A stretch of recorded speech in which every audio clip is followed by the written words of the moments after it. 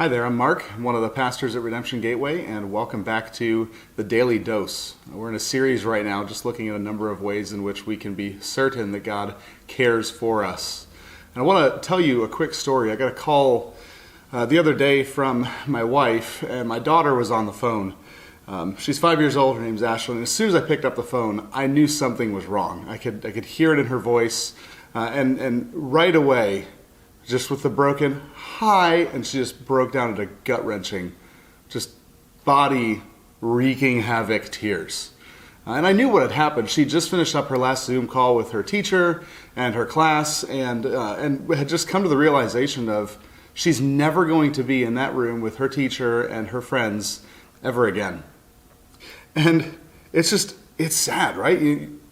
Anybody is going to grieve that kind of loss, but it's easy for us grown-ups to look at that and kind of, pat the kid on the head and say, well, hey, you're going to forget about this, and next year you'll get new friends next year and it'll be awesome. But that wasn't how I responded in the moment. I was broken by her broken heart, and I found myself just weeping and crying with her over the phone. And like I said, I could have reasoned with her. I could have given her all the reasons and rationalizations why she didn't need to feel that way. But what purpose would that serve? All it would do would be to minimize or trivialize her pain. And so all I really wanted to do was just communicate, I love you. I'm here with you. I just told her, I wish I was there right now so I could give you a big hug. And here's the thing, I didn't have to strategically plan what kind of response do I need to give to my daughter when her heart is broken. It was a natural, my heart connecting with hers. And actually, that's exactly why I know that God cares about me and God cares about you. Because like any good father, he's hurt by what hurts us. He's affected by what affects us. You see, God doesn't just care about my obedience or how I respond to my situation. He actually cares deeply about my situation and about my experience in it. Isaiah 53 says that Jesus is the one who is acquainted with grief. That is, he's personally, relationally experienced the kind of grief and sorrow that every one of us has had, that every one of us has been shaped by. And the author of Hebrews indicates that a primary reason for Jesus' grief and suffering is so that he could sympathize with us and comfort us and help us in our own grief and suffering. See, Jesus was hurt so that he could be hurt by what hurts us.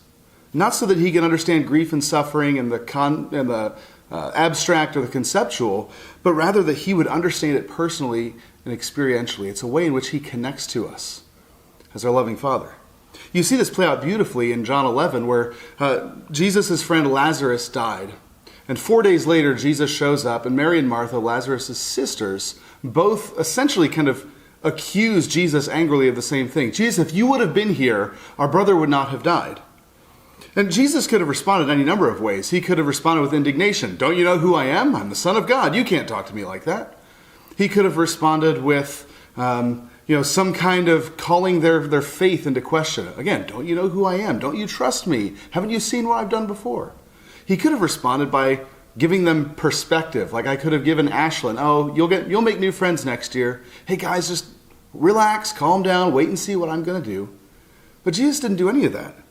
Instead, we see what happens in verse 33 of John 11. It says, when Jesus saw her weeping, and the Jews who had come with her also weeping, he was deeply moved and greatly troubled in his spirit.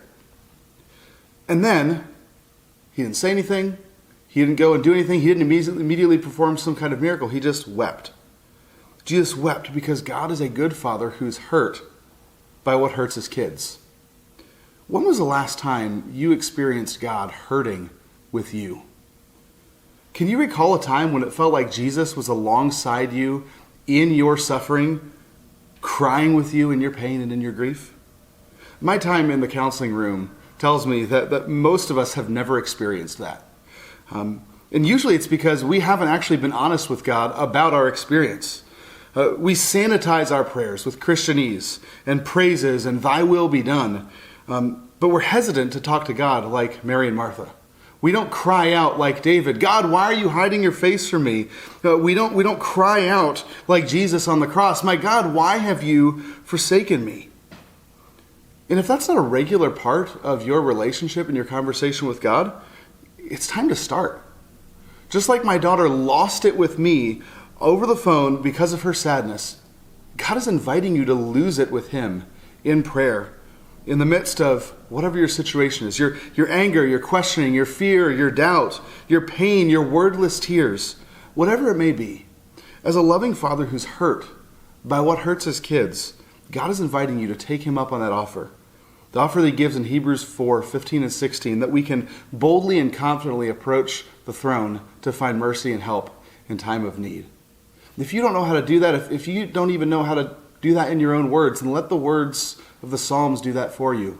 Pray Psalm 10, Psalm 13, Psalm 73, Psalm 88, Psalm 103. Throughout the Psalms, there are all these words that we get to take and make our own. Scripture speaks our language to God.